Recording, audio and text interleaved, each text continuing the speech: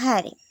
අපි ඉස්සෙල්ලාම කතා කරමු this is කොහොමද ඉංග්‍රීසි වලදී භාවිත කරන්නේ කියලා. ඒතර මම මේ උදාහරණ තුනක් අරන් තියෙනවා. මම මේවා එකින් එකට පැහැදිලි කරන්න. this is කියලා කියන්නේ මෙය වෙයි. නැත්තම් මෙයා වෙයි කියන එක තමයි this is කියලා කියන්නේ. එතකොට this is a house. ඒ කියන්නේ මෙය නිවසකි. නැත්තම් මෙය නිවසක් වෙයි කියලා අපිට කියන්න පුළුවන්. එතකොට this is a house. This is my teacher. ඒ කියන්නේ මෙයා මගේ ගුරුවරයායි. මෙයා මගේ ගුරුවරයායි කියන එක අපිට කියන්න පුළුවන්. This is my teacher. ඊළඟට this is Sunil's new car. ඒ කියන්නේ මෙය සුනිල්ගේ අලුත් කාර්යයයි. එතකොට මේ විදිහට අපිට this is භාවිත කරන්න පුළුවන්. ඊළඟම this is Sunil's new car කියලා කියන්න පුළුවන්. This is a tree කියලා කියන්න පුළුවන්. ඉතින් මේ විදිහට ගොඩක් වාක්‍ය යොදාගෙන අපිට මේ this is එකතු කරලා ඉංග්‍රීසි වලදී විවිධ වාක්‍ය අපිට හදන්න පුළුවන්. දැන් අපි කතා කරමු these are කොහොමද භාවිත කරන්නේ කියලා. එතකොට these are කියන්නේ මේවා වෙති නැත්නම් මේ අය වෙති කියලා අපිට කියන්න පුළුවන් these are භාවිත කරලා. එතකොට මම මෙතන ලියලා තියෙනවා these are my English books කියලා. ඒ කියන්නේ මේවා මගේ ඉංග්‍රීසි පොත් වෙති කියලා අපිට කියන්න පුළුවන්. these are my English books කියලා කියන්න පුළුවන්. එතකොට මම තව උදාහරණයක් ගන්නම් මේ විදිහටම.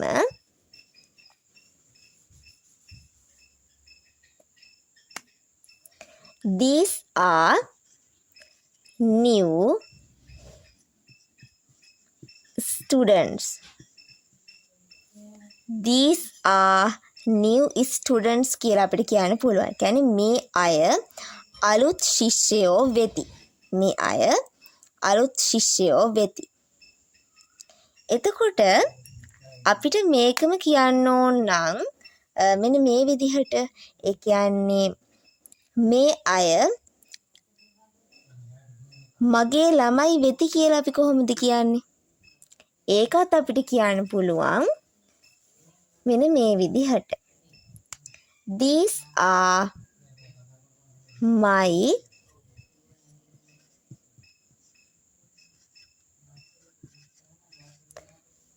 These are my children කියලා අපිට කියන්න පුළුවන්. කියන්නේ මේ අය මගේ ළමයි වෙති. ඒතර මේ විදිහට අපිට these are pretty girls, ඒ කියන්නේ මේ අය ලස්සන ගැහැණු ළමයි වෙති කියලා කියන්න පුළුවන්. ඒ වගේම these are new dresses කියන්න පුළුවන්. එතකොට these are his color pencils කියලා කියන්න පුළුවන්. ඉතින් මේ විදිහට අපිට මේ විදිහට these are කියන එක භාවිත කරන්න පුළුවන්. හරි. දැන් අපි බලමු that is කියන එක කොහොමද ඉංග්‍රීසි වලදී භාවිත කරන්නේ කියලා. එතකොට that is කියලා කියන්නේ අරක වෙයි නැත්නම් අරයා වෙයි කියන එක තමයි ඉංග්‍රීසි වලදී අපි that is කියලා කියන්නේ. එතකොට අපි උදාහරණයක් ගමු. that is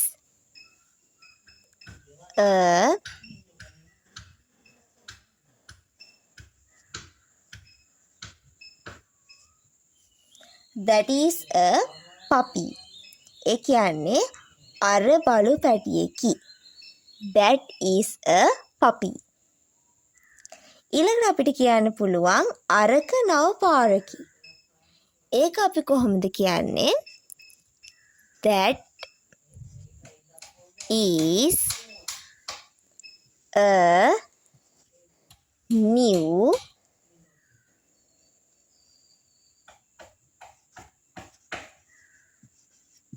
road.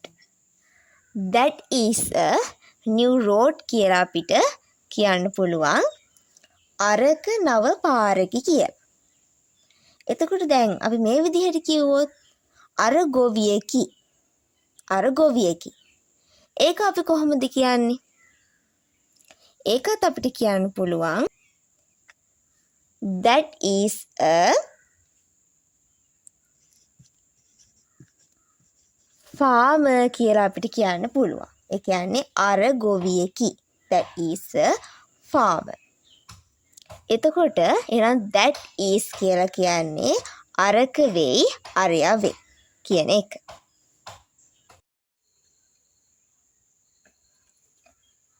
හරි.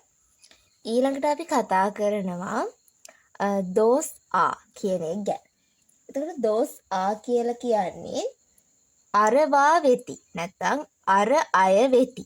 හරිද? මම උදාහරණ දෙකක් අරගෙන තියෙනවා. මම ඉස්සෙල්ලාම පළවෙනි එක කියන්නම්. those are all trees. ඒ කියන්නේ අරවා පරණ ගස් වෙති. අරවා පරණ ගස් වෙති. those are all trees. those are wild animals. those are wild animals. ඒ කියන්නේ අර වන සතුන් වෙති. ඉතින් ওই විදිහට අපිට තව කියන්න පුළුවන් those are our houses. අන්න ඒ වගේ කියන්න පුළුවන්. හරි. ඊළඟට අපි කතා කරනවා there is. there is කියන එක ගැන. there is කියලා කියන්නේ එහි වෙයි නැත්නම් එහි සිටි කියන එක. එතකොට there is a boy. ඒ කියන්නේ එහි පිරිමි ළමයෙක් සිටි.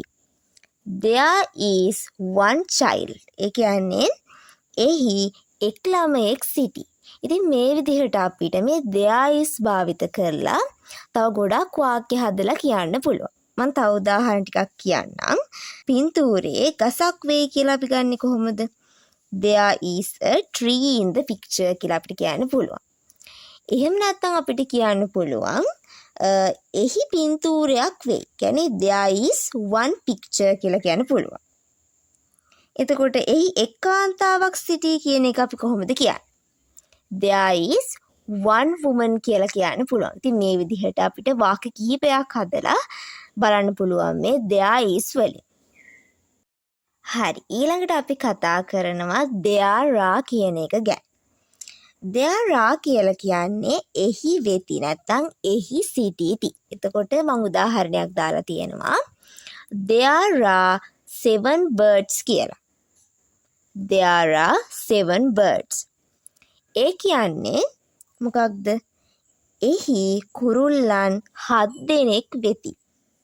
එහි කුරුල්ලන් 7 දෙනෙක් වෙති කියලා අපිට කියන්න පුළුවන්. there are 7 birds. හරි. එතකොට මම තව උදාහරණයක් ගන්නම්. අපි මෙතනින් ගමු.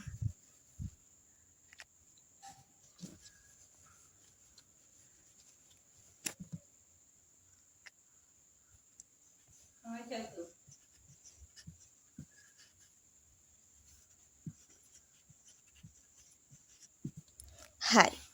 අපිට ඊළඟට කියන්න පුළුවන් එහි පිරිමි ළමයි 4 දෙනෙක් සිටිති කියලා කියන්න පුළුවන්. there are 4 boys කියලා.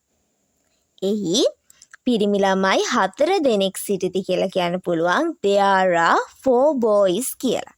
ඉතින් මේ විදිහට අපිට තව කියන්න පුළුවන් there are 2 trees in the picture. එහෙම නැත්නම් there are 2 houses. ඔන්න ඔය විදිහට අපිට there are භාවිත කරලත් වාක්‍ය කිහිපයක්ම නිර්මාණය කරන්න පුළුවන්.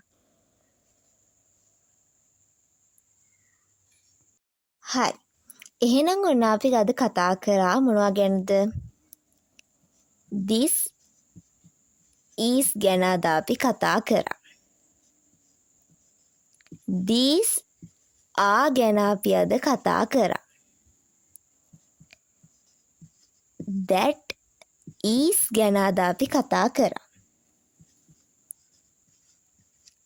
those are ගැන අද අපි කතා කරා.